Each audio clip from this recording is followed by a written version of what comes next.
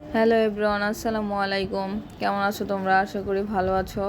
তো আমিও ভালো আছি। এই যে দেখতে পাচ্ছ হাঁস। তো আমার বাসার সদস্যই আমরা তিনজন, মা, মেয়ে আর মেয়ের বাবা, তিনজন মানুষ। তো তিনজন মানুষের মধ্যে তিনজনেরই হাঁস পছন্দ অনেক।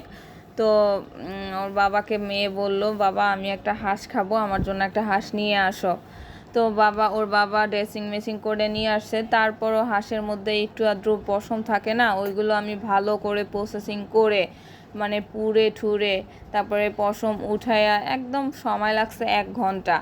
সুন্দর করে মানে পশমগুলো, ছোট ছোট পশমগুলো উঠায়া এই যে কেটে মেটে নিয়ে নিছি। দেখেন সুন্দর একটা কালার আসছে।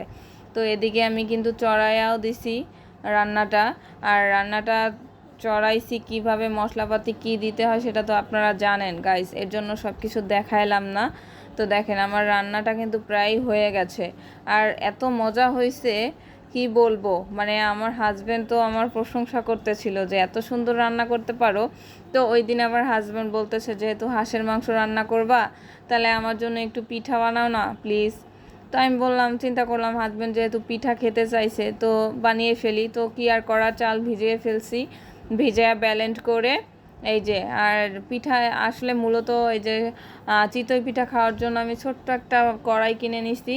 তো ওই কড়াইতেই সবসময় মানে পিঠা ভাজি। এই যে দেখেন পিঠাগুলো কিন্তু অনেক সুন্দর হয়েছে, মানে ফুলছে অনেক। তো আমার কাছে, আমি কোনো দিনও এরকম পিঠা বানাইনি।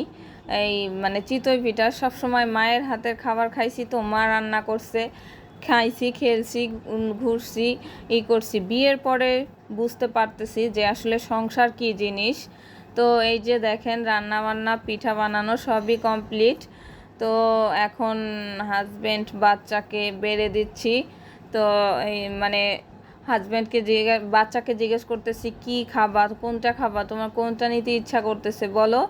তো আগেই শুরুতে হাজব্যান্ডের প্লেটে দিলাম, কারণ হাজব্যান্ডকে সম্মান করতে হয়। সংসারের সেই হর্তাকর্তা এবং মুরব্বি বলতে গেলে তাকে আগেই দেওয়া উচিত। মানে আমার মা শিখিয়েছে যে হাজব্যান্ডের প্লেট আগে বাড়তে হয়, তারপরে বাচ্চা কাচ্চা। তো আমি ওইটাই মেনে আর কি চলি। তো এই যে দেখেন হাজব্যান্ডের প্লেটে পিঠা আর মাংস দিছি।